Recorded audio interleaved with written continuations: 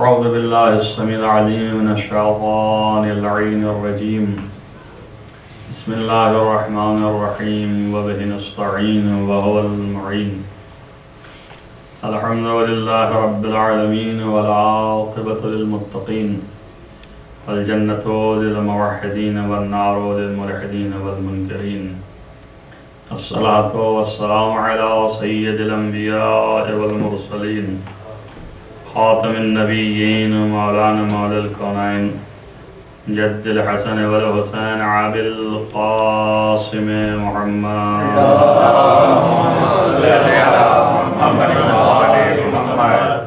ولا سيما على ابن عمه ووزيره ووسيه وخليفته مغلوب كل غالب غالب كل غالب مولانا علي بن أبي طالب. اللهم صل على محمد وعلى آله الطيبين الطاهرين المعصومين المظلومين الذين أذهب الله عنهم الرجس وطهرهم تطهيرا.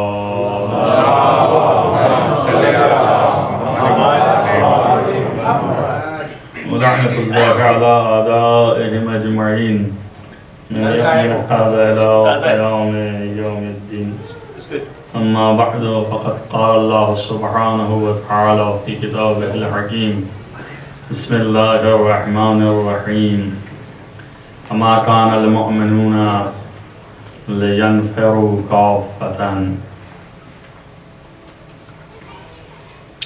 فلولا نفر من كل فرقة طائفة ليتفقهوا في الدين ولينذروا قومهم إذا رجعوا إليهم لعلهم يحذرون. صلوات على محمد.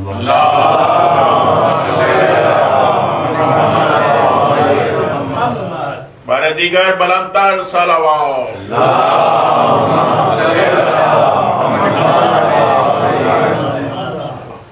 دیکھیے میں نے اول دن جو اعلان کیا تھا اور مسلسل یہ ای میل بھی دے رہے ہوں گے انشاءاللہ. تو مختلف موضوعات ہر روز بٹے ہوئے ہیں اور اصل موضوع جو تھا وہ انسان کی جسمانی اور روحانی کمزوریوں اور مشکلات کا حل. ان میں سے ایک گفتگو جو آج ہے جس کے لیے یہ آیت میں نے پڑھی ہے آپ کے سامنے، یہ تقریباً میرا خیال ہے 1 سال سے جب سے مجھ سے وعدہ لیا گیا تھا تب سے اس موضوع سے متعلق کہا گیا تھا گفتگو کیجیے گا اور وقت تلاشتے رہے کہ کون سے وقت اس کو معین کریں. اور 1 سال میں بڑا کام کیا تو کم سے کم 10 آدمی نظر آ گئے الحمدللہ سننے کے لیے. تو ظاہر ہے کہ اس سے زیادہ اور کیا. بہرحال مختصر و مفید جو لوگ ہیں وہی اس بات کے اوپر عمل پیرا ہو جائیں اور دوسروں کو یہ پیغام پہنچا دیں کافی. ایک صلوات پڑھیں محمد والے.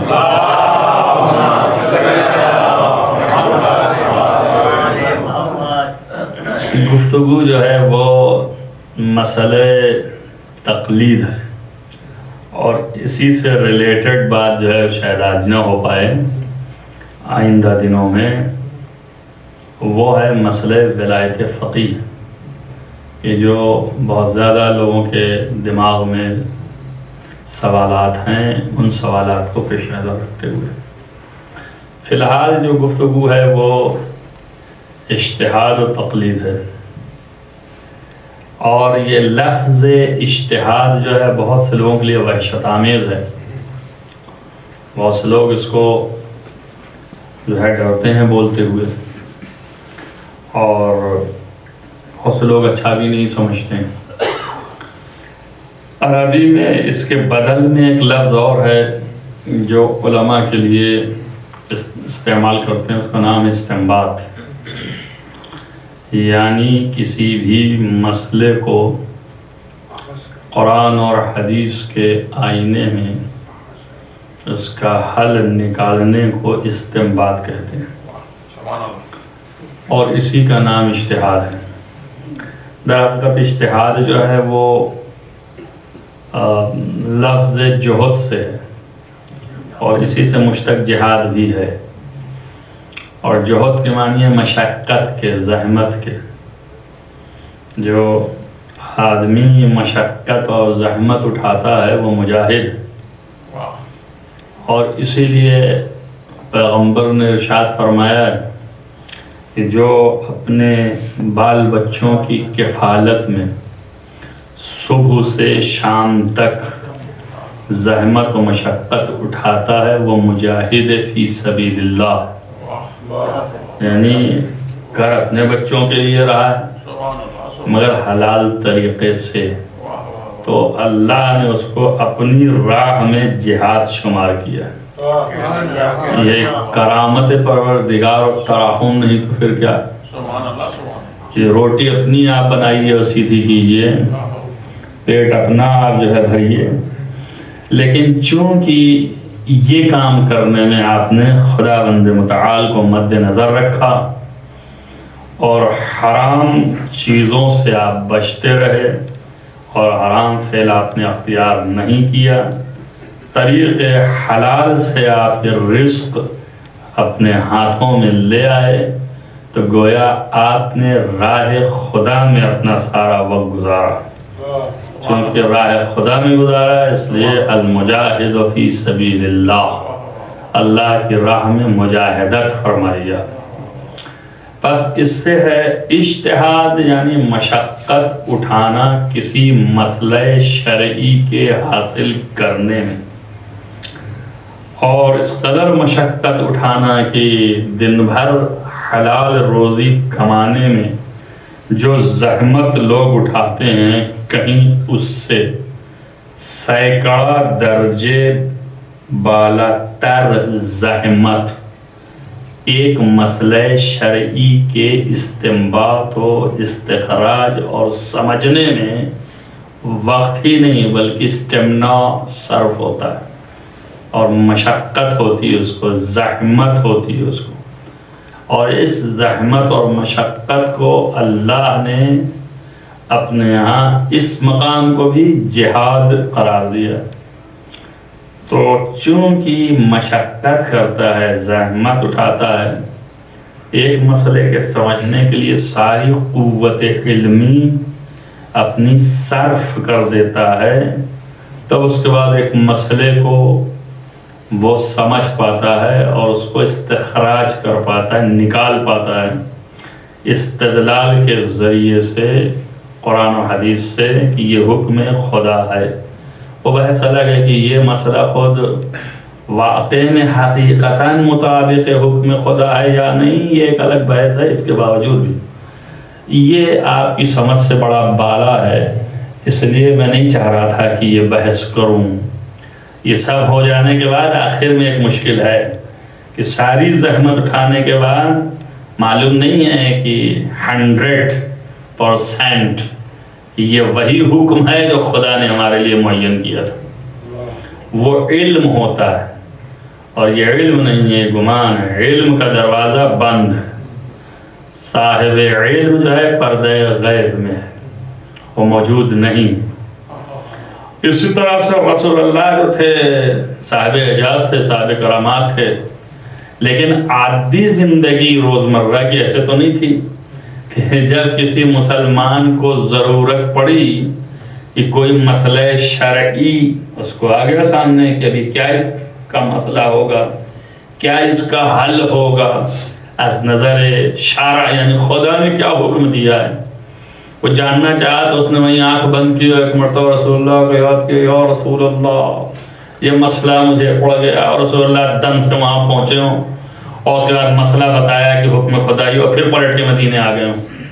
ایسا کوئی مسئلہ نہیں تھا، یہ کوئی طریقہ بھی نہیں تھا۔ عام زندگی میں جب بھی جو جہاں رہ رہا ہے اس کو اگر ضرورت ہے تو ایسا تو نہیں کہ رسول وہاں پہنچ کے اس کو بتاتے رہیں، بہرحال اسے رسول کے پاس جانا پڑے گا۔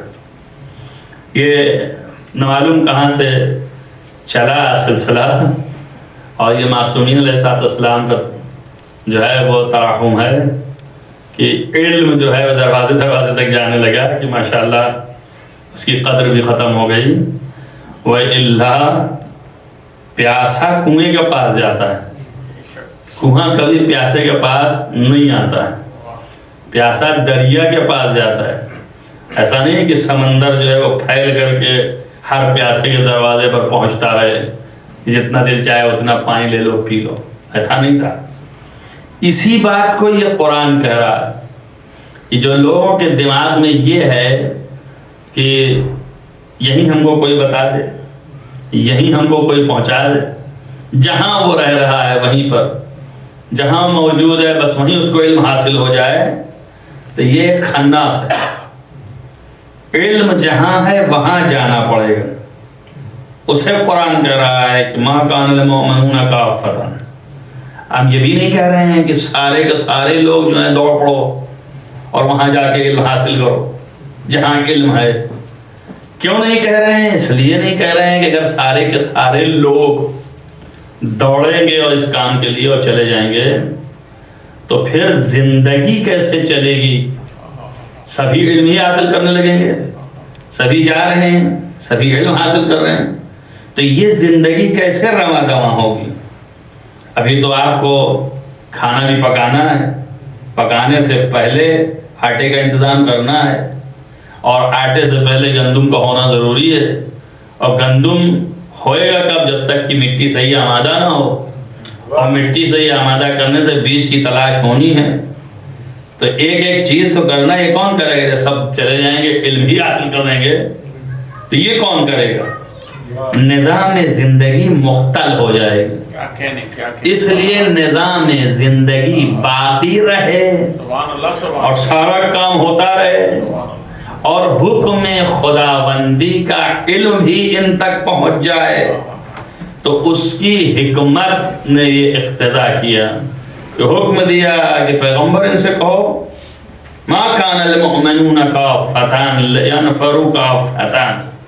تمام مومنین کو نہیں کہا جاتا کہ سارے کے سارے لوگ یہاں سے جہاں جہاں رہے ہیں وہاں سے اٹھیں اور اٹھ کر کے کوچ کر جائیں اور چلیں اور وہاں پہنچیں جہاں علم ہے.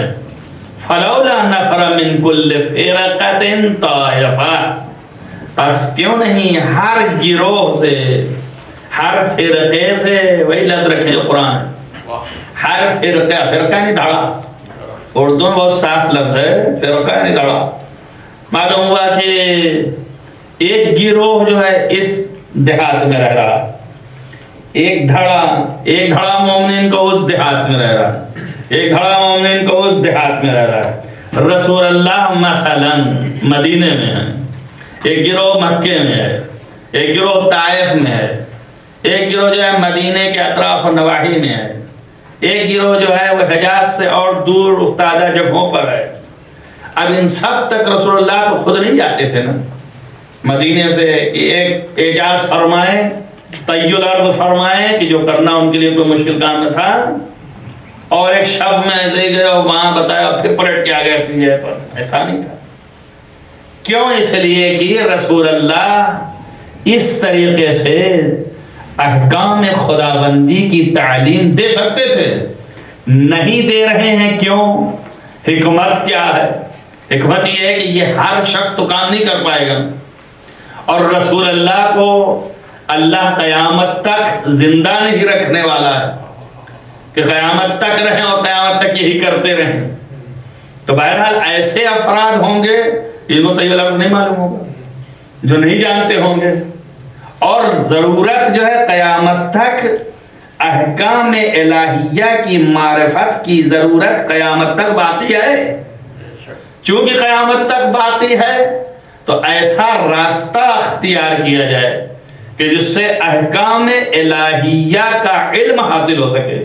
سبحان اللہ. اور وہ راستہ کیا ہے؟ وہ راستہ یہ ہے کہ ہر دھڑے سے، ہر قبیلے سے، ہر دھڑے میں سے، ہر حصے میں سے ایک گروہ، مطلب فرض کیجئے کہ ایک جگہ 50 آدمی رہتے ہیں تو یہاں سے ایک گروہ 5 آدمیوں کا، ایک گروہ 10 آدمیوں کا، وہاں پہ 20 آدمی رہتے ہیں، ایک گروہ 3 آدمیوں کا گروہ ہو گیا۔ ہر جگہ سے، ہر دھڑے سے، ہر فرقے سے ایک گروہ کیوں نہیں نکلتا جو مختلف جگہوں کے ہیں، اور نکل کر کے تفقہ فی الدین کیوں نہیں کرتا؟ اجتہاد، استنباط، یہ 2 لفظیں سنائی تھیں آپ کو۔ تیسری لفظ جو ہے وہ تفقہ یعنی فقہ، روز سنتے ہیں آپ کی ہمارے یہاں فقہ میں یہ ہے اور فقہ میں وہ ہے۔ لفظ فقہ کے معنی ہے سمجھنے کے، خود لفظ فکر یعنی سمجھنا۔ سورہ قرآن کے لا یتفقہون، ان کی سمجھ ہی نہیں ہے کم بختوں کی۔ بتا رہے ہیں کہ اللہ ایک ہے، دلیل یہ ہے کہ دیکھو اس کو اس نے خلق کیا، اس طرح بنایا، ایسے رچا، یہ چیزیں اس میں ٹاکی اس نے، ایسا آسمان اس نے بنایا۔ کہ کہیں پر راستے بیچ میں بھی اگر ہوتا تو آپ اٹک اٹک کے گرتے، کہیں پر پول نظر نہیں آتا مگر سائبان لگا دیا اس نے۔ اور کیا بلندی دی آسمان کی، جتنے ہی آپ اوپر اٹھتے چلے جائے اتنے ہی دور یہاں جیسے دکھتا ہے ویسے ہی وہاں سے بھی دکھتا ہے۔ ابھی بھی آسمان کی ابتدا پا نہ سکے کہ کہاں ہے۔ پہلے کے لوگ جو ہے فلاسفرز، وہ بیچارے محدود ذہنیت کے تھے، وہ کہتے تھے اوپر جا ہی نہیں سکتے، تو اس لیے اگر جانا ہوگا تو آسمان کو چھید کے جانا پڑے گا، تو چھیدیں گے کیسے؟ اس لیے بہت سے فلاسفرز جو ہیں مسلمان فلسفی، وہ بھی قائل معراج نہ تھے، اس لیے رسول اللہ چھید کے جاتے تھے کیا اوپر؟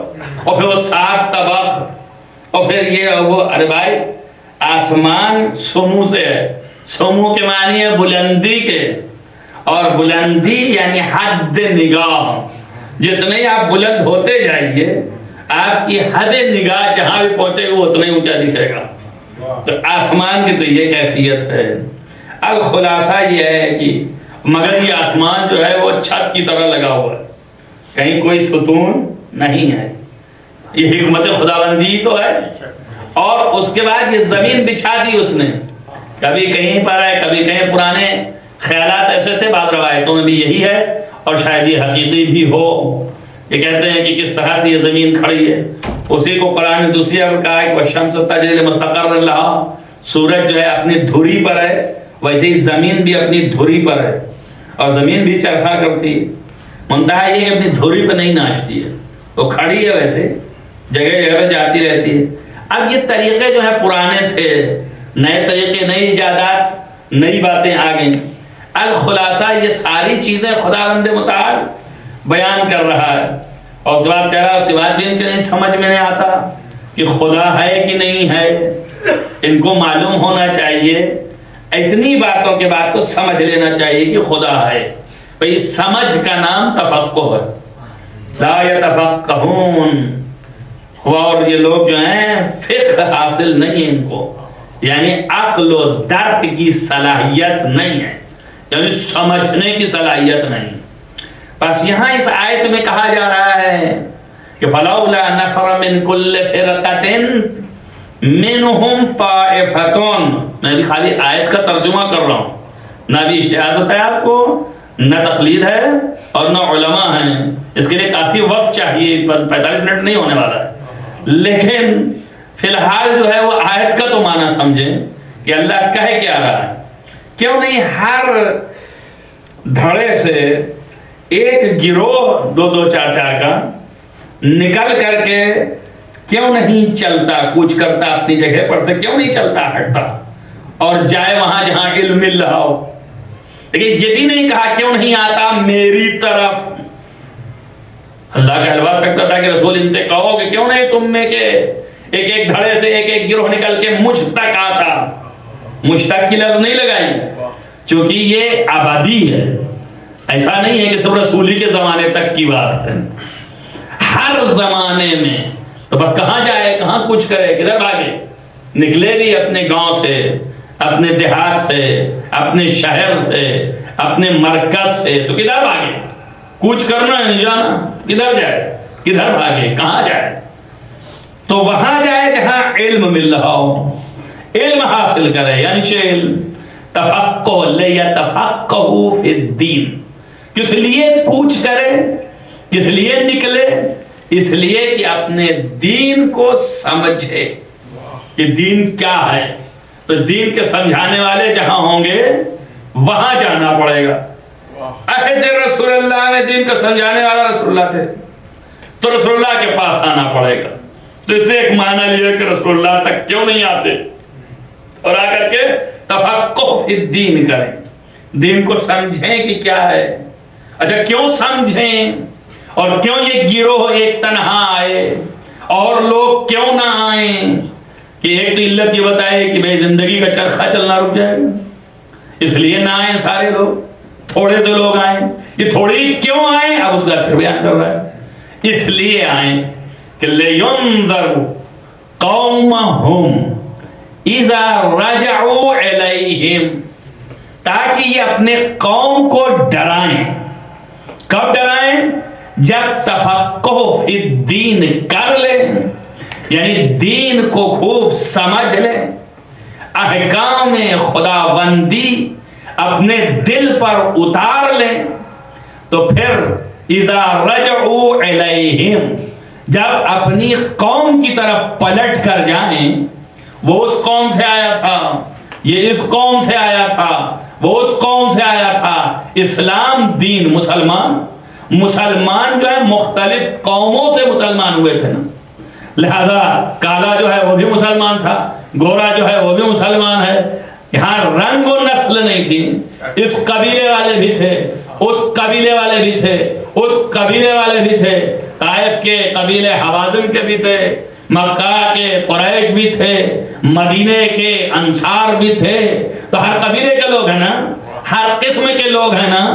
تو ان میں سے کچھ لوگ نکل کے آئے پیغمبر کے پاس اور آنے کے بعد علم حاصل کریں, تفقہ فی الدین کریں, تفقہ فی الدین کریں, اور تفقہ فی الدین کرنے کے بعد اپنی قوم کی طرف جب لوٹیں, اپنے اپنے قبیلے کی طرف جب جائیں تو اپنے اپنے قبیلے والوں کو ڈرائیں.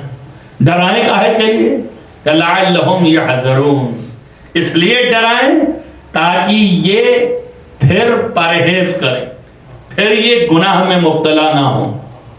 ڈرائیں کی لفظ ہے انذار, لیکن معنی کیا ہے؟ ڈرائیں کیسے؟ کیا ڈنڈا لے کے کھڑے ہو جائیں گے؟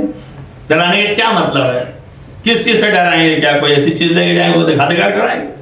ڈرانے کے معنی ہیں کہ ایسے موعظے کریں, اس طرح احکام الہی کو بیان کریں کہ یہ قوم خوف خدا پیدا کرے, کہ معصیت پروردگار نہ کرے, اور پھر پرہیز کرے, احتیاط کرے, اور گناہ معصیت پروردگار, نافرمانی پروردگار اور گناہ پروردگار کی اللہ سے معصیت نہ کرے, نافرمانی نہ کرے, اور گناہ نہ کرے, ذنب نہ کرے, اسم نہ کرے. اس لیے جو ہے یہ لوگ جائیں اور حاصل کریں. یہ لفظی ترجمہ تھا کہ ما کان المؤمنون لینفروا کافۃ, سارے مومنین سارے کے سارے مت جائیں, سب کو نہیں کہا جا رہا ہے. فلولا نفر من کل فرقۃ, کیوں نہیں ہر طبقے سے, فرقے سے, دھڑے سے, گروہ سے, قبیلے سے, طائفۃ منہم, ایک طائفہ, ایک چھوٹا سا گروہ نکل کر کے لینفروا, نہیں جاتے ہیں, لتفقہوا فی الدین, تاکہ تفقہ فی الدین کریں, دین سیکھیں, دین کو سمجھیں, دین کی حقیقت کو جانیں. اس کے بعد لینذروا قومہم اذا رجعوا الیہم, اور جب اپنی قوم کی طرف لوٹیں تو ان کو ڈرائیں, اور جب ڈرائیں گے قوم کو تو شاید قوم جو ہے وہ پرہیزگار ہو. اس سے کیا مطلب سمجھ میں آیا؟ قوم کو ہم لاکھ ڈرائیں, جب قوم ہماری بات ماننے کو نہیں تیار ہے تو کہاں سے ڈرے گی, وہ کہاں سے پرہیز کرے گی, کہاں سے احتیاط کرے گی؟ بس معلوم یہ ہوا کہ جب تک کہ قوم کو ایک فقیہ ڈرائے گا نہیں, اس وقت تک وہ احتیاط نہیں کریں گے. اور یہ احتیاط اور ڈرانے کے بیچ میں واسطہ ہے قبول کرنا. بس معلوم یہ ہوگا کہ جب تک قوم قبول نہیں کرے گی فقیہ کے بات کو، نہ وہ ڈرے گی نہیں، وہ پرہیزی نہیں کرے گی، بس قبول کرنا لازم ہے۔ بس یہ بھی روشن کیا قرآن نے کہ اگر فقیہ آپ کے قبیلے کا ہے اور تفقہ فی الدین کر کے آیا ہے تو اس کی بات کا ماننا اس امت پر فرض ہے کہ نہیں ہے؟ قرآن تو کہہ رہا ہے، میں تو نہیں کہہ رہا ہوں نا بھائی، جب تک کہ امت اس کی بات کو نہ مانے گی، اس کا ڈرانا نہیں متحقق ہوگا، اس کا پرہیز کرنا نہیں ممکن ہوگا۔ بس اس فقیہ کی جو اس قبیلے سے گیا ہے، 1 2 3 جو بھی گئے، جب وہ لوٹیں تو وہ ڈرائیں تو پھر قبیلہ ان کی بات کو مانے۔ یہ ہے دلیل حجیت فتوی فقیہ، یعنی ایک فقیہ جب کہے کہ حکم خداوندی یہ ہے تو وہ حجت ہے امت کے اوپر اور امت اسے مانے۔ یہ حکم قرآن ہے، سمجھ میں آیا کہ نہیں آیا؟ یہاں سے قرآن کہہ رہا ہے کہ حجت ہے، یعنی ماننا پڑے گا تمہیں۔ یہی چیز کی حجت قرار دیا اللہ نے تفقہ فی الدین کرنے والے کے قول کو، اسی کا نام ولایت ہے، یعنی ولایت دے دی اس کو کہ اب یہ تمہارے تمام مشکلات کہ حل کو جب پیش کرے تو حق اس کا یہ ہے کہ تم اس کی بات کو مانو، تم پر فرض ہے کہ تم اس کی بات کو مانو۔ یہاں سے مفتی کا قول حجت ہے اور مقلد یہاں بنا۔ مانو کے کیا معنی ہے؟ مانو کے معنی یہ ہیں کہ جب یہ حکم خدا قرآن و حدیث سے استنباط کرنے کے بعد اور تفقہ کرنے کے بعد تمہیں بیان کرے تو تم اس کو مانو، اس پر عمل کرو۔ یہ اس کا کہا ہوا نہ سمجھنا آپ تم، بلکہ اس کا کہا ہوا نہیں ہے، یہ کہا ہوا خدا کا ہے، منسوب خدا کی طرف، لہذا تم اس کو مانو۔ اب تم پر فرض ہے کہ اس پر عمل کرو۔ تقلید کسی اور چیز کا نام نہیں ہے کہ آپ تقلید کوئی چادر اوڑھنی پڑے گی۔ لفظ تقلید کے معنی بیان کرنے میں لوگ الجھ جاتے ہیں، وہ سمجھتے ہیں تقلید کے معنی بیان کرنے میں قلادہ پہننا، تو لوگ سمجھتے ہیں کہ یہ کوئی گردن میں باندھنے کی بات ہو رہی ہے۔ ایسا کچھ نہیں ہے۔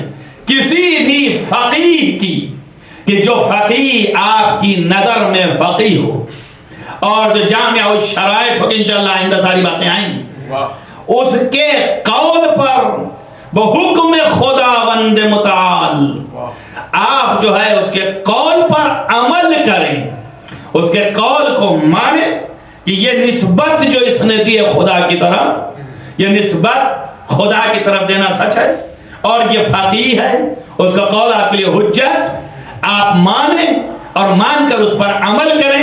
اس عمل کا نام ہے تقلید۔ سمجھ میں آیا کہ نہیں؟ صرف فقیہ کے، مجتہد کے، جامع الشرائط کے۔ اب یہ کہاں سے آئے ساری چیزیں لفظیں جو بیان کر رہا ہوں؟ یہ تو اس آیت میں نہیں تھا۔ اس آیت میں خارج تو نہیں تھا کہ کیوں نہیں جاتے تفقہ فی الدین کرتے اور پھر اس بعد لوٹ کے قوم کو ڈراتے۔ بھئی قوم اسی وقت سنے گی جب قوم کو اس فقیہ پر اعتبار ہوگا۔ جب تک اعتبار نہیں ہوگا سنے گی نہیں۔ تو اس کے معنی یہ ہے کہ اعتبار کس چیز سے پیدا ہوتا ہے؟ ان کا اعتبار جو پیدا ہوتا ہے وہ یہ ہے کہ جھوٹا نہ ہو۔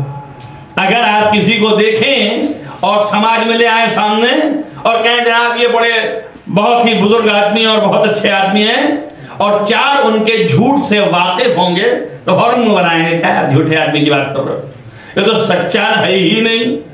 پہلی شرط یہ ہے کہ موثق ہو، فقیہ موثق ہو، جھوٹا نہ ہو۔ اس لیے جھوٹے کوئی اعتبار ہی نہیں ہے، وہ کوئی بھی چیز نسبت دے سکتا ہے خدا کی طرف، لہذا سچا ہونا چاہیے، جھوٹا نہیں ہونا چاہیے۔ اور اسی لیے پھر اس کے شرائط ہو گئے۔ جھوٹ کب نہیں بولے گا؟ اس وقت جھوٹ نہ بولے گا جب نفس کی مخالفت کرتا ہو۔ اس لیے نفس تو کسی وقت بھی کہے گا کہ اس وقت یہ بول دو موقع ہی ہے، اس وقت یہ کر دو موقع یہ ہے، اس وقت یہ فائدہ اٹھا لو موقع یہ ہے، تو یہ نفس کا پابند ہو جائے گا۔ بس نفس کا جب پابند ہو گیا، نفسانی کیفیت کا وہ بھرپور طریقے سے تابع ہو گیا، تو پھر وہ جو چاہے بول سکتا ہے، جو چاہے کہہ سکتا ہے، جو چاہے حکم دے سکتا ہے، تو ایسے آدمی کا کوئی اعتبار نہیں ہے۔ اسی لیے معصوم نے فرمایا من کان عالما بزمانے، جو اپنے زمانے میں متفقہ فی الدین ہو، یعنی عالم ہو، سب کے درمیان سب سے زیادہ علم رکھنے والا ہو، اور مخالفاً لہوا، اور اپنی خواہشات اور ہوا کا مخالف ہو، اور مطیعاً لامر مولا، اپنے مولا کے امر کا مطیع ہو۔ یعنی ایسا نہیں ہے نفس کہہ رہی ہے اس وقت کہ ہم کو جو ہے یہ کام کر لینا چاہیے، حکم خداوندی کہہ رہا ہے اس کو نہیں کرنا چاہیے، اور بجائے اس کے کہ حکم خدا کا پابند ہو، اپنے نفس کا پابند ہو۔ تو اگرچہ وہ عالم ہو اپنے زمانے کا، لیکن اگر مخالف نفس نہیں ہے، ہوا و ہوس کا مخالف نہیں ہے، اور مطیع پروردگار نہیں ہے، تو پھر وہ فقیہ اس قابل نہیں ہے کہ عوام اس کی بات کو سنیں، اس قابل نہیں ہے کہ عوام کے سامنے ہو جا کے انذار کرے، اس قابل نہیں ہے کہ اس کا قول عوام کے سامنے حجت قرار پائے۔ اس لیے معصوم نے فرمایا کہ من کان عالما بزمانے و مطیعا لامر مولا و مخالفا لہوا، خواہشات نفسانی کی مخالفت کرتا ہو، فللعوام ان یقلدوہ، بس پھر عوام کو چاہیے کہ وہ اس کی تقلید کریں، اس کے حکم کو مانیں۔ میں نے عرض کیا آپ کے ساتھ جب تک رسول تھے، رسول کے سامنے یہ سارے آتے تھے اور رسول سے علم سیکھ کر کے اپنے وطن کو لوٹ کے جاتے تھے۔ اپنے وطن کو جب لوٹ کے جائیں تو اپنی قوم کو یہ احکام بتاتے تھے کہ رسول اللہ نے یوں فرمایا تھا، رسول اللہ نے یہ کہا تھا، رسول اللہ کا حکم یہ تھا۔ تو اب ہمیں ضرورت ہے کہ جب ہم ان کے بارے میں یہ جانتے ہوں گے کہ یہ سچے ہیں، یہ جھوٹے نہیں ہیں، یہ نفس کی خواہشات کے پابند نہیں ہیں، تو پھر ان کے قول پر ہمیں اعتبار پیدا ہوگا کہ ہاں رسول نے یہی کہا تھا۔ یہ دو شرطیں ہمارے لیے آئی ہیں اس لیے کہ اعتبار پیدا ہو قول کا، اور پھر اس کے بعد ان کا قول حجت ہے، اور پھر ہر عوام پر فرض ہے کہ وہ ان کے قول پر عمل کرے، یہ سمجھتے ہوئے کہ یہ حکم خدا۔ اسی لیے معصوم علیہ السلام نے فرمایا کہ اما الحوادث الواقعہ، یعنی جو کوئی بھی مسئلہ اور واقعہ حادثہ آپ کی زندگی میں پیدا ہو اور اس میں کوئی حل آپ کو نہ معلوم ہو، تو فرجعوا الی رواة احادیث ہے نا، تو ہمارے راویوں کی طرف تم رجوع کرنا۔ اور ان راویوں کی طرف رجوع کرنے کا کیا معنی ہے؟ رجوع کرنے کے معنی یہ ہیں کہ تم ان کی طرف رجوع کرنا، یعنی یہ شخص متفقہ فی الدین ہوگا، یہ شخص فنظر فی حلالنا و حرامنا، ہمارے حلال میں ہمارے حرام میں، یعنی جو ہم نے حلال کیا ہے حکم خدا سے، جو ہم نے حرام کیا ہے حکم خدا سے، یعنی حدیث، جو حدیثیں ہماری ہیں، فنظر، یہ فقیہ روات اس میں نظر پیدا کرے گا، یعنی ڈھونڈے گا۔ اس کا نام ہے استنباط، نظر پیدا کرنا، اس کا نام ہے اجتہاد، یعنی کیفیت اس کے اندر پیدا ہوگی کہ احکام الہی کو حاصل کرے گا، اس کے بعد وہ تمہیں یہ مسئلہ بیان کرے گا۔ اس کے بعد معصوم فرماتا ہے انہم حجتی علیکم، یہ میری طرف سے تمہارے اوپر حجت ہے۔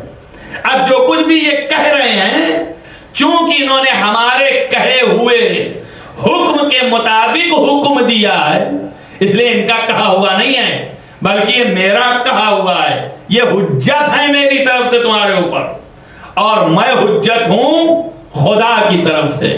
ویسے کیا ثابت ہوا کہ ان کا قول واجب الاطاعت ہے، یعنی تم پر لازم ہے کہ اس قول کو تم مانو۔ بس مسئلہ شرعی جیسے ہی پیدا ہوا، اس کا حکم جیسے ہی جاننا ہوا، فقیہ کی طرف رجوع کیا۔ فقیہ جو ہے وہ کہ جو احکام الہیہ کو قرآن اور حدیث سے حاصل کیا، وہ حکم بتائے گا یہ حکم ہے، وہ حکم تمہارے لیے حجت ہے، تم پر واجب ہے کہ عمل کرو اس چیز کو جاننے کے بعد۔ اسی پر عمل کرنے کے نام کو تقلید کہتے ہیں، اور استنباط کرنے کی کیفیت کو اجتہاد کہتے ہیں، اور یہ مسئلے کے بتانا جو ہے یہ مقلد ہے کہ جس کی آپ تقلید کریں گے، جس کے مسئلے پر عمل کریں گے۔ یہاں تک گفتگو ہوئی، اور یہ کہ یہ سچا ہے یہ بھی قرآن نے کہا کہ کسی جھوٹے کے قریب نہ جانا۔ یا ایھا الذین آمنوا، اے ایماندارو تم کبھی بھی کسی کی بات کو نہ ماننا جب وہ جھوٹا ہو، فاسق ہو۔ یا ایھا الذین آمنوا ان جاءکم فاسق بنبأ فتبینوا، اے ایماندارو اگر تمہارے پاس کوئی فاسق خبر لے کے آئے تو اس کی خبر کو تسلیم نہ کر لینا، فتبینوا بلکہ اس کو چھان بین کرو، دیکھو کہ یہ سچ بول رہا ہے کہ جھوٹ بول رہا ہے۔ پس فاسق کی خبر قابل قبول نہیں ہے۔ فاسق کسے کہتے ہیں؟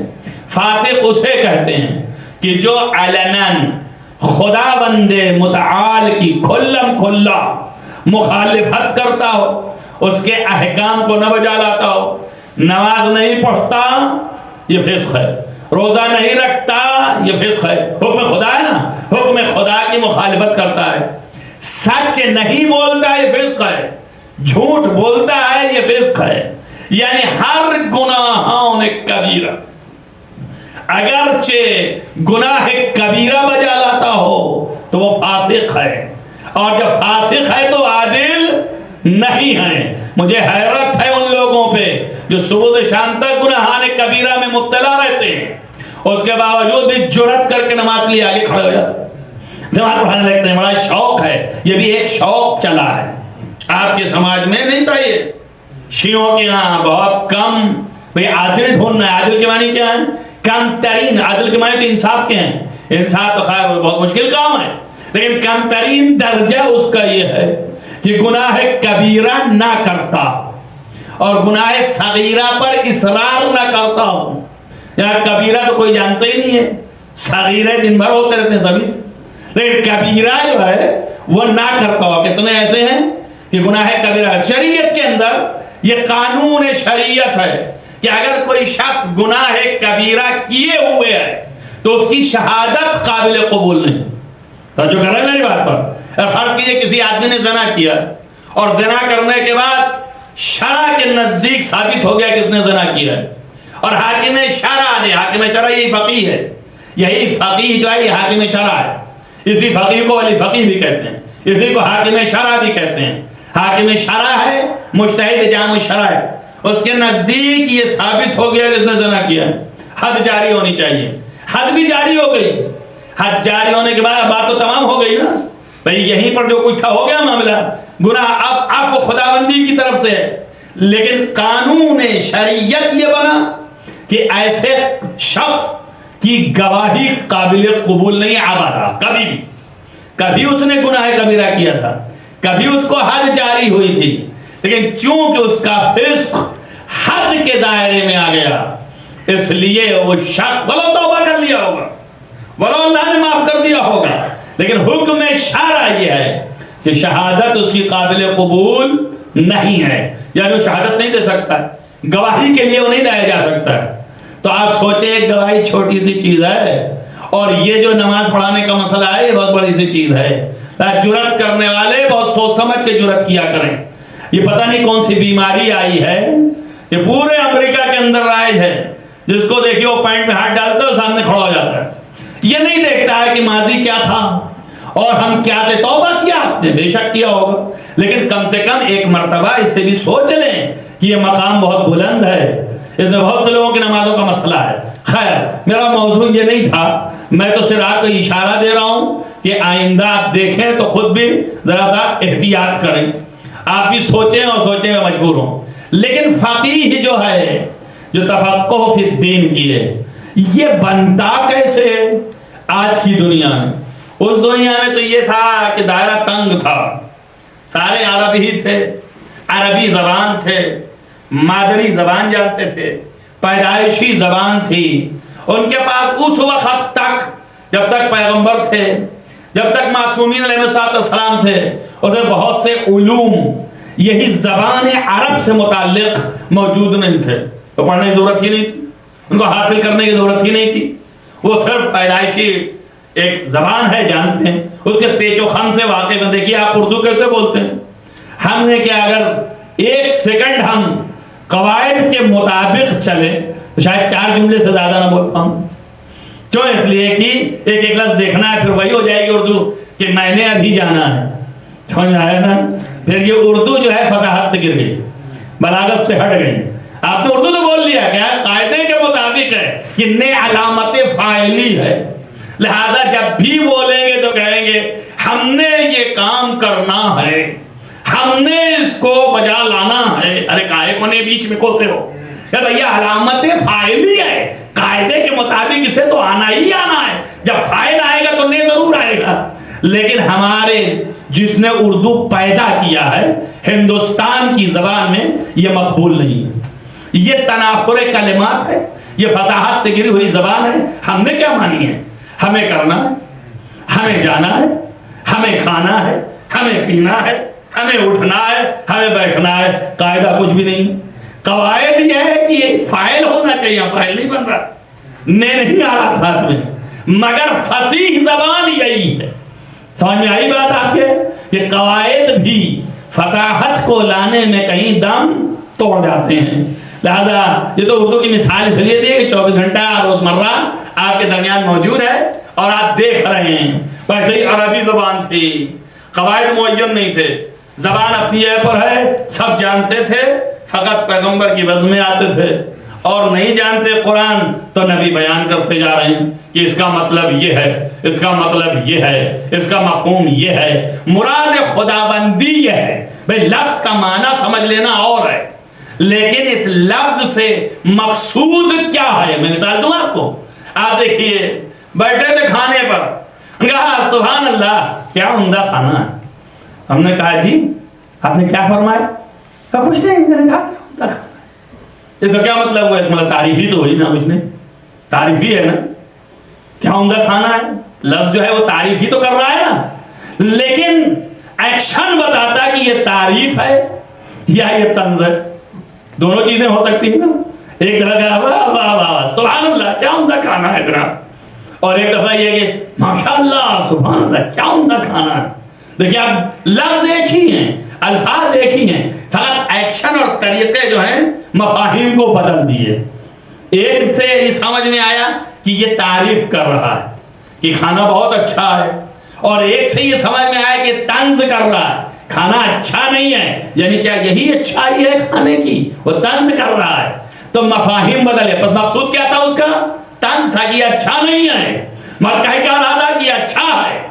تو مقصود اور ہے، مراد اور ہے، الفاظ اور ہیں۔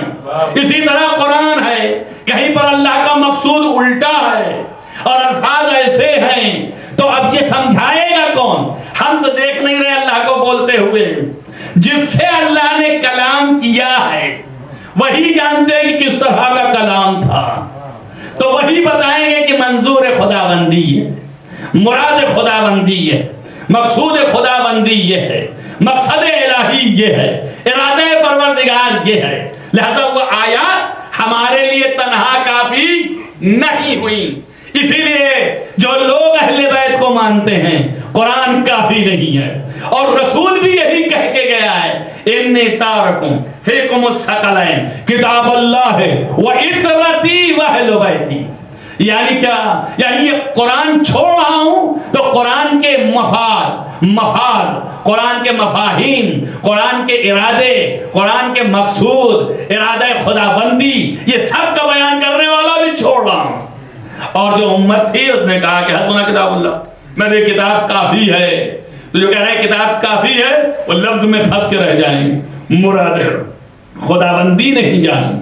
ایک فقیہ کا کام ہے کہ وہ مراد خداوندی سمجھے. احکام خداوندی اسی وقت حاصل ہوگا جب مراد سمجھ میں آئے. تو اس زمانے میں پھر بھی آسان تھا.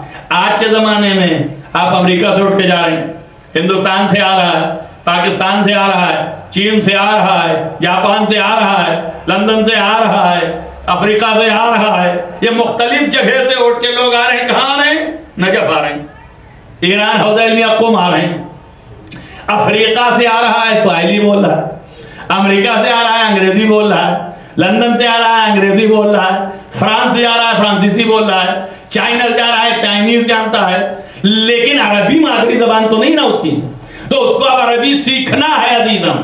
تو عربی سیکھنے کے لیے قواعد سیکھنا ہے, قاعدے سیکھنا ہے. تو نحو الگ ہے, صرف الگ ہے, گرامر میں قسمیں ہیں. ایک لفظ کے کتنے بار تقسیمات ہوئی ہیں. ایک لفظ جہد سے جہاد بنا, جہد سے اجتہاد بنا, جہد سے مجاہد بنا, جہد سے مجہود بنا, جہد سے کتنے الفاظ بنتے چلے گئے. آپ دیکھیں ایک ہی لفظ تھا, اس لفظ سے کتنے مشتقات ہوئے ہیں. اس کو کہتے ہیں صرف. یہ علم صرف سیکھے, پھر اس کے بعد ان کی ترکیب کہ جملے بن جائے, سینٹنس بنے, اور پھر فاعل مفعول بنے, اس کو کہیں گے نحو. تو نحو سیکھے. بس اس کے ساتھ فصاحت و بلاغت وہ بھی سیکھنے کے لیے علم بلاغت سیکھے, تب معنی بیان سیکھے, اور اس کے ساتھ ہی ساتھ معنی بیان, علم نحو, علم صرف, یہ سب سیکھنے کے بعد نظم الگ پڑھے, نثر الگ پڑھے, الفاظ کی معنی دیکھے, علم لغت پر حاوی ہو. اتنے علوم پر حاوی ہونے کے بعد تب سمجھے گا کہ یہ ایک سینٹنس جو پیغمبر کے منہ سے نکلا اسے کیا معنی ہے. تو اس کے لیے کتنی عمر لگانی پڑے گی. یا ایسا تو نہیں ہے کہ پیدائشی بس دماغ پر ایسے انگلی لگایا اور حاصل ہو گیا. اس کے لیے تو وقت درکار ہے, جیسے ہر علم کے لیے. تو ٹائم لگے گا. اب آپ سوچئے جو 6 مہینے میں لوٹ کے امامہ رکھ کے آ جاتے ہیں آپ کے سامنے, اور آپ انہیں بھی چننے کے کھڑے ہو جاتے ہیں, نہیں سمجھتے کہ یہ کون ہیں.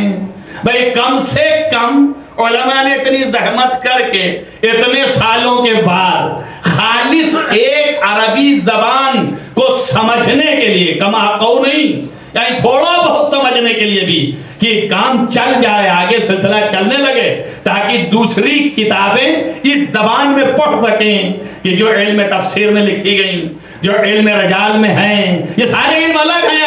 ابھی خالص عربی زبان سیکھنے کے لیے مہارت کاملہ نہیں, یعنی اتنے زیادہ نہیں کہ ادیب ہو جائیں, اتنے کام چلنے لگے, سینٹنس کو سمجھ سکیں, معنی کو سمجھ سکیں, کم سے کم 5-6 سال لگتے ہیں, تب جا کر کے وہ اس منزل تک پہنچتا ہے. اور پھر اس کے بعد پھر اس کو سیکھنا ہے دوسرے علوم, منطق جاننا ہے, لاجک, فلسفی جاننا ہے, فلسفہ, عرفان جاننا ہے, کہ جس کی اصطلاحیں جاننا کیوں ہے, اس لیے کہ دوسری کتابوں میں یہ الفاظ, اس کی ٹرمنالوجی استعمال کی گئی.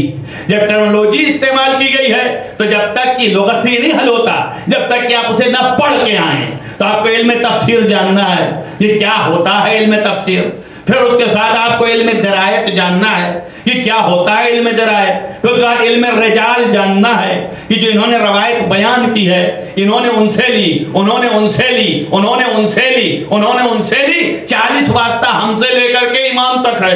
یہ 40 افراد سچے ہیں جھوٹے ہیں, کہاں کے ہیں, کہاں پیدا ہوئے, کہاں مرے, کس طرح کے ہیں, کیا ذات ہے ان کی, کیا دین ہے ان کا, ان کی کیفیت کیا تھی, رہن سہن کا طریقہ کیا تھا, سماج کیسا تھا, اٹھنے بیٹھنے والے کون تھے. اس ہسٹری کو جاننا اور اس پر حاوی ہونا بحیثیت ایک راوی کے, اور کوئی مطلب نہیں ہم کو. کیوں؟ اس لیے کہ یا ایھا الذین آمنوا, اے ایماندارو, ان جاءکم فاسق بنبأ, اگر کوئی فاسق ایک خبر لے کے آئے, فتبینوا, تو چھان بین کرنا. یعنی یہ جو خبر سنا رہا ہے کہ رسول اللہ نے یوں فرمایا, ابو ہریرہ اگر کہہ رہا ہے کہ رسول اللہ نے یوں کہا, تو ایسے ہی مان لیں ہم کہ ابو ہریرہ نے کہا, یا ہم چھان بین کریں, پتہ نہیں یہ فاسق ہے کہ یہ سچا ہے. اگر سچا ہے تو مانتے, فاسق ہے تو ثابت ہو کہ فاسق ہے کہ نہیں ہے. اچھا ثابت کیسے ہو؟ برادران ایک سوال کر رہے تھے, زبردستی اس کو کھینچ کے لایا ہوں تاکہ سمجھ سکے مثال ہے یہ۔ آپ دیکھیے میں نے کہا ایک بہت بڑا راوی ہے محمد ابن مسلم، اور اس کے لیے میں نے طے کیا کہ یہ سچا ہے آدمی۔ کہا دیکھیے ایک کتاب میں لکھا ہوا ہے کہ یہ سچا ہے۔ یہ جس نے لکھا اس کو پوچھا میں نے کہ بھائی تم نے اس آدمی سے جس نے لکھا کہ تم نے لکھا کہ آدمی سچا ہے، کیسے لکھا کہ سچا ہے؟ انہوں نے کہا ہم نے اس کتاب میں دیکھا تھا۔ اس کتاب والے کے پاس پہنچے، بھیا کیسے لکھا تم نے؟ اس نے کہا ہم نے فلاں سے سنا تھا۔ اس سے پوچھا بھیا آپ کیسے؟ ان کا ہم نے فلاں سے سنا تھا۔ ان سے پوچھا بھیا آپ کیسے؟ سمجھ رہے ہیں نا؟ اب یہ لوگ پھر بھی بحث کرتے جا رہے ہیں کہ بھئی آپ اس فرض پر ہم آگے جا کے پوچھ رہے ہیں کہ آپ کیسے، کہ یہ صحیح ہیں، لیکن اگر کہیں یہی ثابت ہو گیا کہ خود ہی فراڈ تھے تو بس بات آگے ختم ہو گئی، اس لیے کہ آگے کی بات سچ ہے ہی نہیں۔ جب جھوٹا ہی آدمی ہے، آدمی ہی اعتبار سے گر چکا ہے تو اگلی بات ہی نہیں ہے، لیکن پھر بھی ہم تا آخر تحقیق کرتے جاتے ہیں اور آخر میں رزلٹ یہ نکلتا ہے کہ یہاں سے لے کے وہاں تک سب نے اگر کہہ دیا کہ یہ بات سچ ہے اور یہ سارے لوگ سچے تھے، تب ثابت ہوئی کہ یہ روایت سچ ہے۔ اور اگر ان میں کوئی ایک ڈیفیکشن پیدا ہو گیا تو یہ ثابت ہوا کہ یہ روایت سچ نہیں ہے۔ یعنی کیا مطلب؟ یعنی رسول سے ثابت نہیں ہوئی، یعنی روایت آئی نہیں ہے۔ یہ گڑھی جا سکتی ہے، ممکن ہے کہ اس کو کسی نے گڑھ لیا، ممکن ہے کسی نے گھسپیٹ کر دیا، ممکن ہے واقعہ کسی اور طریقے کا رہا ہو، اسے کسی اور طریقے سے جمع کر دیا۔ جب تک کہ اطمینان نہ پیدا ہو جائے، یہ سب کرنے میں خالی بتانے میں دکھ رہے نا آپ کو، یہ کرنے میں کتنا ٹائم لگے گا؟ جب یہ سب چیزوں پر حاوی ہو جائے، ایک تو یہ کہ ادبیات عربی سے واقف ہو، اس کے تمام ادبیات کے اوپر کم سے کم اتنی قوت پیدا ہو کہ عربی سمجھ سکے اور پڑھ سکے، اور پھر اس کے بعد علم رجال، علم تفسیر، علم درایت، علم فقہ، اور پھر سب کا باپ علم اصول جو نہایت لاجک ہے۔ اور جب تک لاجک نہ پڑھیں گے یہ سمجھ میں نہ آئے گا۔ تو لاجک الگ، لاجک کو صحیح استعمال فلسفی ہے، فلسفی الگ۔ کیوں فلسفی پڑھیں ہم؟ اس لیے کہ ہم کو اعتقاد پر بھی بحث کرنی ہوتی ہے، اعتقاد کے سلسلے میں بھی کہ اللہ ایک ہے، تو یہ لاجک و فلسفی کے علاوہ کوئی اس کا حل نہیں ہے، تو وہاں بھی جانا پڑے گا۔ الخلاصہ وقت آپ کا زیادہ نہیں لینا چاہتا ہوں، یہ سب کرنے میں کتنا وقت لگے گا آپ اندازہ کریں۔ علماء نے اس کو ہمیٹ کر کے اور گھسیٹ کر کے اس کو بنایا کہ کم سے کم 12 سال پڑھے تو خالی وہ سمجھ پائے گا سسٹم، اور پھر اس کے بعد کم سے کم 15 سے 20 سال در سے خارج بیٹھے، تب وہ سمجھے گا تحقیقی زبان، اور پھر مسئلے کی ساخت، مسئلے کا نکالنا کہ کیسے نکلتا اور کیسے نہیں۔ اب اس کے بعد 15-20 سال در سے خارج کہتا بھی رہا ہو پریکٹیکلی طور پر، یعنی تحقیق کرتا رہا ہو، اب اس کے بعد وہ کہے کہ اسلام میں اس مسئلے کے لیے یہ قانون ہے قرآن اور حدیث کے مطابق، تو وہ ہے قابل شنیدن، پھر وہ ہے حجت، پھر اس کی بات قابل قبول ہے۔ یہ نہیں کہ رات میں لیٹے اور سویرے جب آنکھ بند ہو رہی تھی، کھل رہی تھی، تو مقبول احمد کا قرآن اٹھایا اور تو سطر پڑھ لیا، تو آئے پڑھ لیا دامن، قرآن تو یہ لکھا ہے اور میں تو یہ کہتا ہوں۔ بابا آپ میں کیا چیز ہو؟ پہلی چیز تو یہ کہ جو ترجمہ ہے صحیح ہے کہ نہیں ہے؟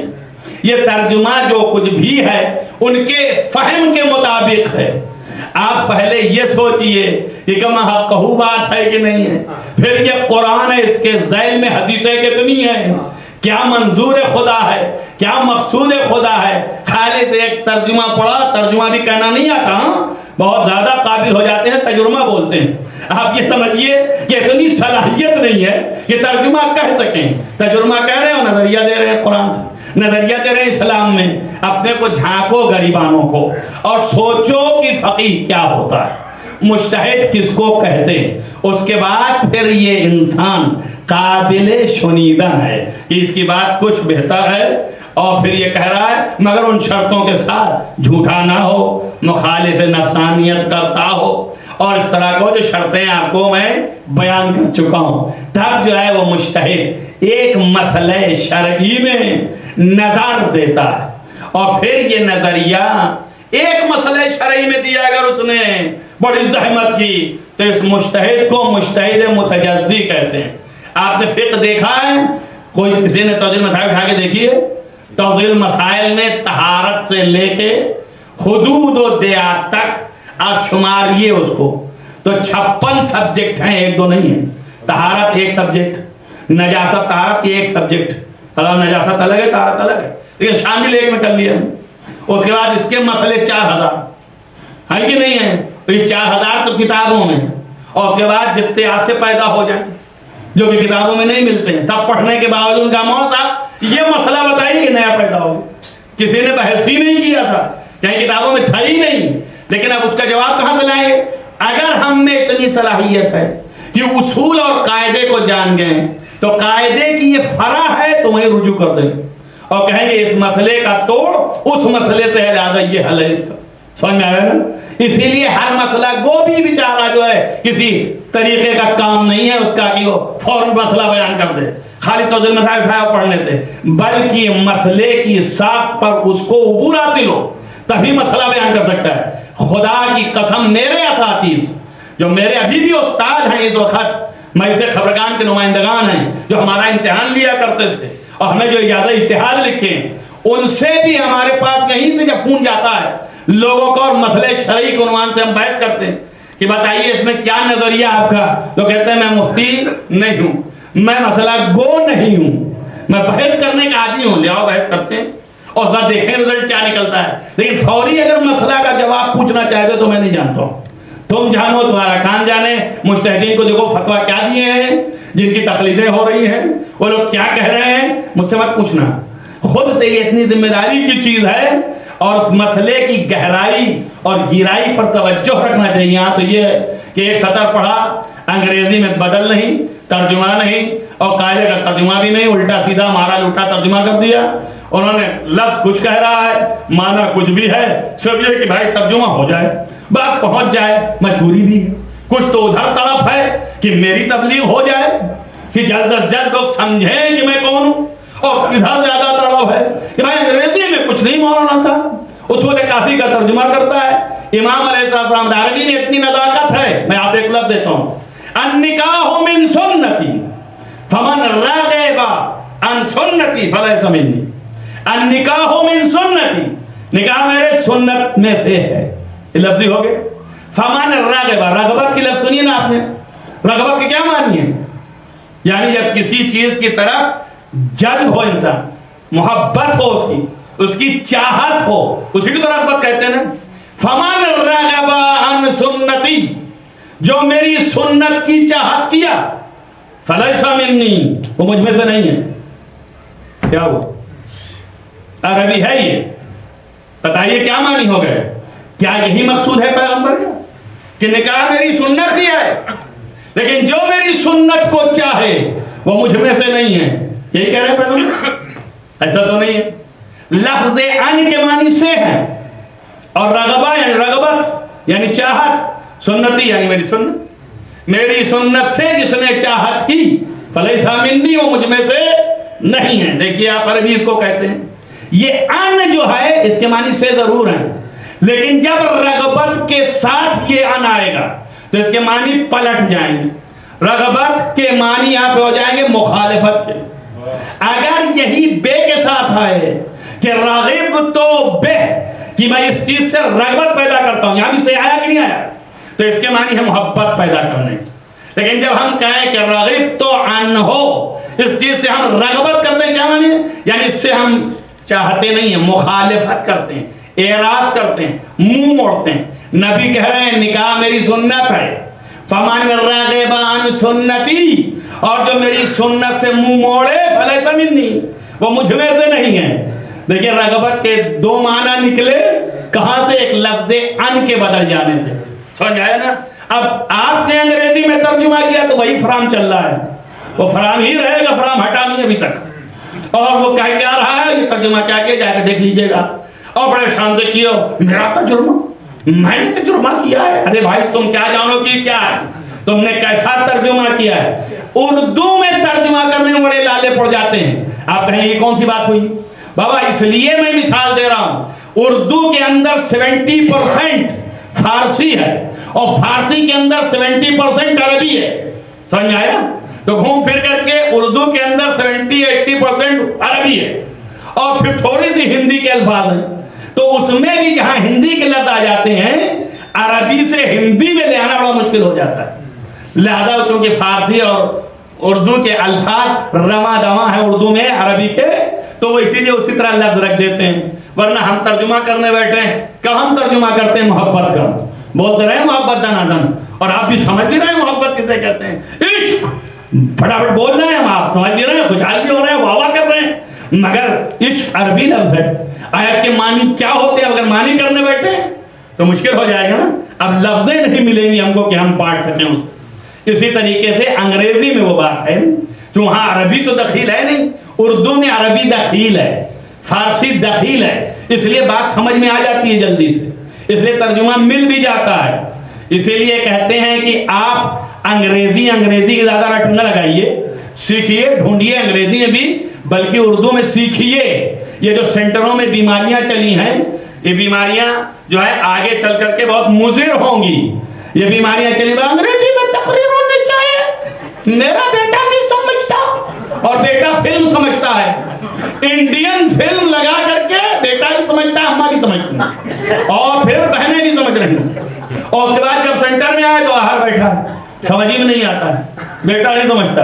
اچھا بھائی انگریزی کی بھی تلاش لے، اللہ نے یہ انتظام کیا ہے، یہ مار ہے تمہارے اوپر. جب انگریز ڈھونڈ کے لے آئے صاحب، انگریز کون ہے؟ کہا یہ پیدا ہوا ہے. وہاں والا انگریزی نہیں بولے گا، انڈیا اور پاکستان سے آتا ہو، پتہ نہیں کیسے ایکسینٹ، اس کا ایکسینٹ ہی صحیح نہیں ہے، لہذا وہ سچ نہیں چاہیے. اب یہاں والا انگریز جو پیدا ہوا تو اس کو لے آئے، کل اس کے پاس علم ہی نہیں ہے، لہذا پھر بھی وہ جہاں کھڑے تھے وہیں کھڑے، اندر نہیں آ سکے. آپ سمجھے نا؟ تو یہ بہانے بازیاں کرنے والے، اور خالص یہ ایک بہانہ اور نیا نکالا ہے. بہت بڑے عالم ہو گئے ہیں. کہا ہے کہ بھیا کس بات کے عالم ہے؟ ابھی علم بتایا وہ کہاں سے ہوتا ہے، اور ابھی آپ بتایا کہ عالم کیسے ہوتا ہے. کہاں سے عالم ہوگا؟ انٹرنیٹ سے سیکھیے. انٹرنیٹ پہ کیا آیا ہے؟ ابھی رات میں ایک پڑھ رہا تھا، ایسا الٹا معنی لکھا ہے اس کے اندر کہ سب یہاں سے وہاں تک غلط کر دیا اس نے. پورا کہا یا اللہ یا خدا، کیا اس کو سوجھی ہوئی تھی کہ یہ لکھ ڈالے. تو آپ دیکھیں نا آپ کی، وہ تو بیچارہ جیسے پایا ویسے ہی اس نے ترجمہ کر دیا انگریزی میں، جیسے ہی بتایا آپ کو کہ ان کا معنی فرام کر دیا، اس نے فرام سے چل رہا ہے معاملہ، اور وہاں معنی کچھ اور ہے، یہاں مطلب کچھ اور ہے. بس خلاصہ آمدم سارے مطلب یہ تقریر نہ تھی، گفتگو ہو گئی کہ آپ اندازہ کریں ایک عالم کتنی مشکلوں سے گزر کر کے تب فقیہ بنتا ہے، تب مجتہد بنتا ہے. اس کی عمر یہ سب کرنے کرانے میں 50 و 55 ہو جاتی ہے. اب اس کے بعد جو ہے اس کی تقلید شروع ہوتی ہے. یہ آسان نہیں ہے. اب جو اتنا بھیڑا ہوا ہے اس کے بعد پھر مسائل شروع ہوتے ہیں، تازے اور نئے نئے مسئلے جو گزشتہ نہیں تھے ان پر استنباط کرنا، ان پر اجتہاد کرنا، قرآن و حدیث میں تلاشنا، یہ ساری چیز. تاکہ کل کے آپ کو ضرورت پڑ گئی، کیا ہے صاحب؟ انہوں نے کہا مولانا صاحب میرے بیوی کی ولادت نہیں ہو رہی، ڈاکٹر نے بتا دیا ہے اس کی اوپری میں خرابی ہے، ان کا سیلس لیجئے، اس کے ڈالیے، اور پھر اس کے بعد پھر اب جو کچھ ہوگا آگے ہوگا تبھی بچہ پیدا ہوگا. آیا ٹھیک ہے کرنا؟ نہیں ہے ٹھیک کرنا، یہ تو کسی کتاب میں نہیں لکھا تھا. رسول اللہ کے زمانے میں اوپری بدلی گئی تھی، اور نہ ائمہ کے زمانے میں بدلی گئی، نہ ائمہ نے بتایا. اب اس کے بعد ائمہ کو ہم ڈھونڈ رہے ہیں، اور فرض یہ ہے کہ سب جانتے تھے ائمہ، اور غیر جانتے تھے، وإلا پھر دین کا کوئی مزہ ہی نہیں. اگر وہ جانتے نہ تھے تو پھر کس بات کے لیے امام بنا دیے گئے؟ قیامت تک آنے والی ہر مشکلات کا حل جانتے تھے. اور جاننا اور چیز ہے، آیا ہر چیز بیان کر کے بھی گئے ہیں؟ تو اول تو یہ کہ نہیں، اور اگر ہاں بیان بھی کر کے گئے ہیں تو سنبھالا کس نے؟ توجہ کریں میری بات پر. بھائی اگر ائمہ بتا بھی گئے تو ہم اس لائق ہی نہ تھے کہ اس کو محفوظ کر لے جاتے. ہم تو ہمیشہ اپنا بستر ٹانگے ادھر ٹہلتے رہے ادھر ٹہلتے رہے. کبھی اس گاؤں میں گئے تو مارے گئے وہاں بھاگے، اس جگہ گئے تو وہاں مارے گئے وہاں گئے. ساری عمر شیعہ جو ہے وہ ہجرت ہی کرتے رہ گئے، یہاں سے وہاں بھاگتے رہ گئے. اب بتائیے کہاں کہاں علم لے کے بھاگتے رہے. یہی محمد ابن ابی عمیر بغنتی کہ جس سے کم 1000 سے زائد احکام شرعیہ کی حدیث ہیں، جس کے مرنے کے 6 سال کے بعد ان کی جب دیوار گری تو اس سے کتابیں نکلی. کیوں؟ اس لیے کہ 8 برس ہارون رشید نے قید خانے میں ڈال دیا تھا اس بندے کو، محض اس لیے کہ یہ اماموں کا فالوورز ہے. حدیثیں جو بیان کرتا ہے وہ چھٹے امام سے بیان کرتا ہے، ساتویں امام سے بیان کرتا ہے، امام صادق سے کہتا ہے، امام موسیٰ کاظم سے کہتا ہے. لہذا یہ آدمی کو قید خانے میں ڈال دیا. بہن نے ان کے اس کے لیے کہ یہ جو نظامی اور یہ فوجداری والے فوج جو داخل ہو رہی ہے یہ کتابیں نہ پاجار کتابیں ختم نہ کر دے، دیوار کھود کے کتابوں کو گاڑ دیا اور اس کے بعد اس میں ایسے مٹی لگا دی تاکہ یہ محفوظ رہے، جب وہ قید خانے سے نکلیں تو لے لیں گے، علامت بھی لگا دی. وہ قید خانے میں ہی رہے، بہن مر گئی، اس بعد قید خانے میں وہ بھی شہید ہو گئے، دنیا سے چلے گئے، یہ ویسے ہی کتاب رہی. اب اس کتاب میں کتنا ائمہ کا بیان رہا ہوگا جو 6 سال کے بعد نکلی بھی تو دوسروں نے جلا دی، جو ہم تک نہ پہنچ سکی. تو ممکن ہے یہ مسئلہ اسی میں رہا ہو جو امام بتا کے گئے ہوں. ہوگا کہ نہیں ہو سکتا؟ ممکن ہے کہ نہیں ہے؟ تو بس ائمہ بیان بھی کر کے گئے تو ہم نے حفاظت نہ کی ہے. تو اب ہمارے دامن ہے کوتاہ، تو ہمیں تلاشنا پڑتا ہے نئے مسئلے کے لیے امام کی طرف رجوع کریں، احادیث میں ڈھونڈیں، تلاشیں. اور لوگ پوچھنے والے سمجھتے ہیں کہ منہ سے بھاپ نکلی اور فوراً دے دیں، ورنہ کہیں گے آپ عالم کیسے ہیں؟ ان کو یہ پتہ ہی نہیں ہے کہ بھائی یہ جو عالم تھے گزشتہ چیزوں کے تھے، یہ نئی جو آپ لے کے آئے ہیں اس کا علم جو ہے اب گزشتہ سے ملائیں گے اور تلاش کے اور کھنگال کے ڈھونڈ کے لائیں گے. اسی لیے سوال ہوتا ہے مجتہدین سے، مراجع سے، تو جواب مہینے بھر کے بعد آتا ہے. خالص یہ نہیں کہ ٹرانسفر ہونے میں ٹائم لگ رہا ہے، بلکہ یہ بھی ہے کہ وہ تلاش ہوتی اس کی کہ اس کا کہنے کا مقصد یہ ہے تو اس کا شرعاً حل قرآن و حدیث میں کیا ہے. بس خلاصہ یہ ہے کہ ایک فقیہ جو جامع الشرائط، اس کے لیے امام نے فرمایا کہ اب ہم آج سے پردہ غیبت میں کبرا کے جا رہے ہیں. اب ہر مسئلے کا جواب تمہیں نہیں مل پائے گا ہم سے. ابھی تک نواب عربات تھے، لوگوں نے خط لکھا، انہوں نے امام تک پہنچا دیا، امام نے جواب لکھ دیا، انہوں نے دے دیا، مسئلہ حل تھا، بالکل کوئی مشکل ہی نہیں تھی. لیکن آج کے بعد سے غیبت کبرا ہے. اب غیبت کبرا میں اس صفت کا اگر کوئی عالم ہے، اور عالم بھی نہیں ہے، دیکھیے سارے عالم جو ہیں ان کی قدریں اپنی جگہ پر ہے. ہم نے ایک دن تقریر میں آپ سے کہا تھا کہ علم علم ہے، چاہے جو بھی علم ہو، علم نور، علم جو ہے نور ہے، کوئی بھی علم ہو. لیکن علم دین جو ہے وہ سورج ہے، وہ ایسا نور نہیں ہے کہ وہ موم بتی کا نور ہو، لہذا وہ سورج ہے. یعنی سب سے زیادہ اہم عالماً بزمانے سے مراد علم دین میں جو سب سے بڑا عالم ہو، عالم ہو اپنے زمانے کا، اتنا زیادہ گہرائی سے جانتا ہو کہ 18 علوم پڑھنے پڑتے ہیں اور ان میں دسترسی حاصل کرنا پڑتا ہے، اور ان میں دسترسی یعنی نظر دینے کی صلاحیت ہو ہر مسئلے کے اوپر، اتنی قوت ہو، تب جا کر کے اس منزلوں تک پہنچتا ہے. یہ واقعی مراجع علم کی چوٹی پر فائز ہوتے ہیں. علم دین کے آسان نہیں ہے کہ آسانی سے مل جاتا ہے، رات میں سوئے سویرے مجتہد ہو گئے، ایسا نہیں ہے، اور ایسا ہو جا رہا ہے بہت سے لوگوں کے لیے. تو اب اس کا مطلب یہ نہیں ہے کہ نظام فطرت کے خلاف چل رہے ہیں. لکھنا قلم سے اور چیز ہے. رات میں کچھ بھی تھے مقلد استاد ہمارے اکثر مسکرا کے کہتے ہیں یہ بحث علمی، جب علمی بحث کرتے ہیں تو کہتے ہیں یہ بحث علمی ہے. یہ وہ والا نہیں ہے کہ رات میں مقلد سوئے تھے اور سویرے مقلد ہو گئے. رات میں سوئے تھے مقلد اور سویرے مجتہد اور مرجع قرار پا گئے، ایسا نہیں ہے. عمریں گزرتی ہیں، وقت درکار ہے، پھر اس کے بعد ان کی بات آپ کے لیے قابل عمل ہے، یعنی آپ اس پر عمل کریں. اچھا ایک بہت ہی مختصر گفتگو جو ہے وہ یہ ہے کہ ہم عمل نہیں کرتے ہیں تو کیا ہوگا. یہ ایک اہم بحث ہے.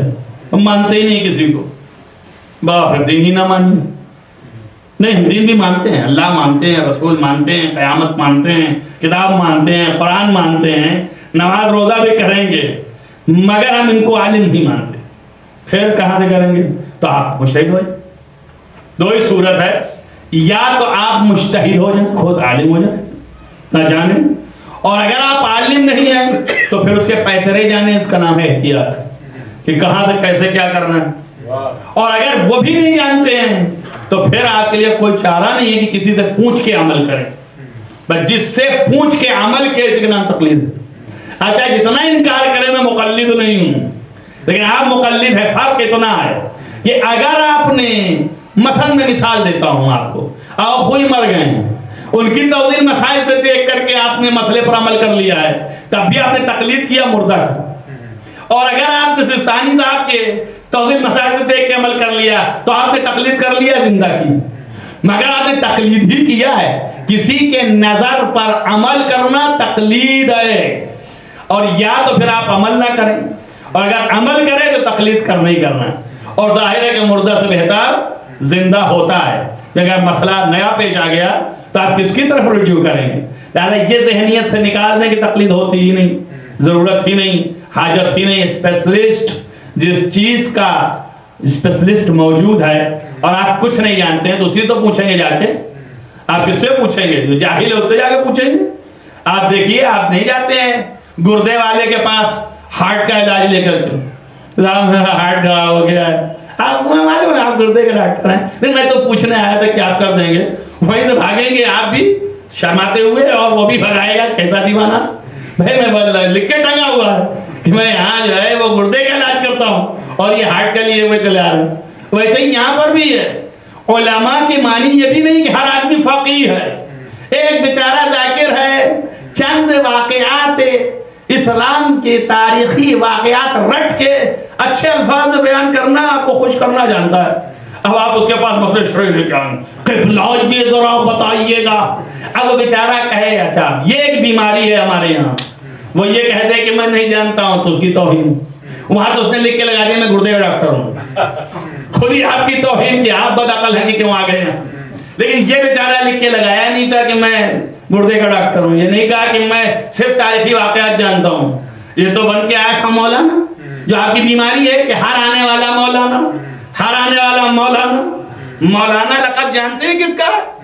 مولانا اردو میں کہیں تو کچھ اور ہو جائے گا، مولانا یعنی یہ مولا ہے ہی نہیں، اور اگر آپ عربی میں کہیں تو مولانا والمقتدانا یعنی ولی ولایت۔ اولا اس دن میں نے پڑھا تھا، میں اولا سے ہے مولا، من کنتو مولا فہذا علی مولا، تو علی مولا ہے۔ آپ جب مولانا کہتے ہیں مطلب کہ آپ میرے مولا، آپ اس سے بڑا رتبہ کیا ہو سکتا ہے؟ آپ جس کو چاہیے آم گھاس کو مولا بنائی دن بھر، وہ بیچارے خلیفہ تک رہ گئے، آپ تو مولا سے بھی آگے بڑھ گئے، تو جواب بھی تان کرتے ہیں، وہ تو خلیفہ تک رہ گئے، خلیفہ بنا کے رہ گئے، آپ تو جس کو نہیں اس کو مولا بنائے دے رہے ہیں۔ مولانا یہ کیوں آیا مولانا کی اصطلاح ان معمم کو؟ اس لیے کہ امام نے فرمایا انہم حجتی علیہ، یہ تمہارے اوپر حجت ہے ہماری طرف سے، تو اس لیے حجت جب قرار دیا اللہ نے کہ امام نے، اللہ کے بنائے ہوئے نمائندے نے، تو آپ نے بھی مولانا کہہ دیا، بس مولانا بھی کہنے ذرا سنبھل بول کے کہا کیجئے، اور جو جس چیز کا اسپیشلسٹ ہے اس سے سوال کیجئے۔ آپ فقیہ سے جا کے پوچھئے مسئلہ، آپ جو ہے اس طرح کے لوگوں سے مت پوچھئے۔ ہاں آپ نے زندگی کے مسائل ہیں ایسے پوچھنا پاچھنا پوچھئے آپ، یہ مسئلہ شرعی کے اعتبار سے آپ بحث نہ کریں پلیز۔ آپ جو ہیں وہ احکام الہیہ کا علم حاصل کریں، ان کے ریسورسز سے، ان کے ذریعے سے، ان کے طریقے سے، اور ان کے طریقے اور ذرائع جو ہیں جو علم حاصل کرنے کے ہیں وہ فقہاء ہیں اور وہ مجتہدین ہیں کہ جو علم حاصل کرتے ہیں عمریں برباد کرتے ہیں، عمریں صرف کرتے ہیں اسی لائن میں۔ یہ نہیں ہے کہ آپ ان سے سوال کریں، اور آپ دیکھیں کہ قرآن جو ہے اسی کی طرف اشارہ کر رہا ہے، فلولا نفر من کل فرقۃ، کہ انہیں ہر ایک گروہ سے کچھ طائفہ نکل جاتا، اور نکلنے کے بعد سیکھے، اور سیکھنے کے بعد فقیہ بن، اور فقیہ بنے۔ شب جمعہ ہے، بس 2 جملے کہہ کے ختم کرتا ہوں، فقیہ بنے۔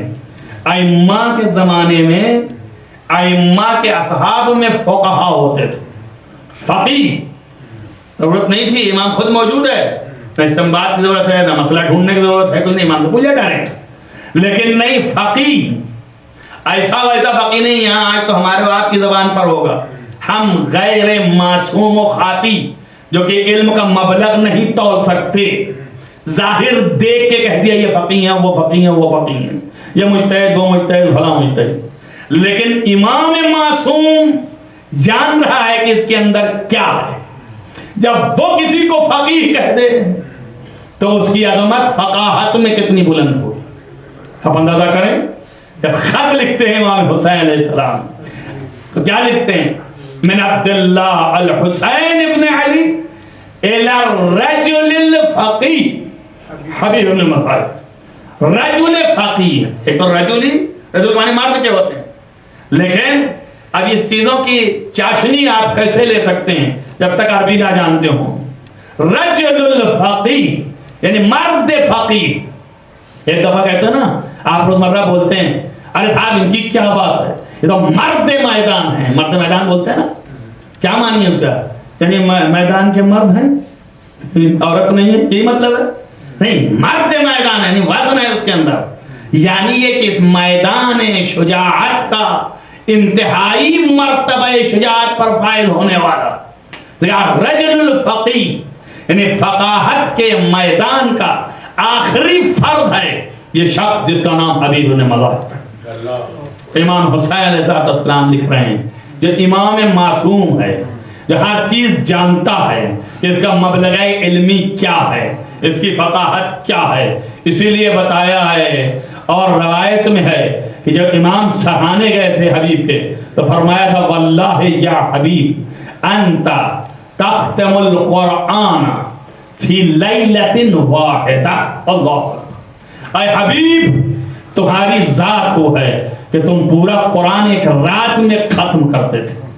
توجہ کریں آپ کیسے ختم کرتے تھے وہ حبیب جانے، میں اس کی تشریح نہیں کرتا ہوں، لیکن اتنا ضرور کہوں گا جو لوگوں کے یہ نہیں سمجھ میں آتا تھا کہ علی کیسے ایک قدم گھوڑے سے ادھر اٹھا کے ادھر لے جانے میں رکعت سے ایک رکعت سے دوسری رکعت میں پورا قرآن کیسے ختم کر دیتے تھے.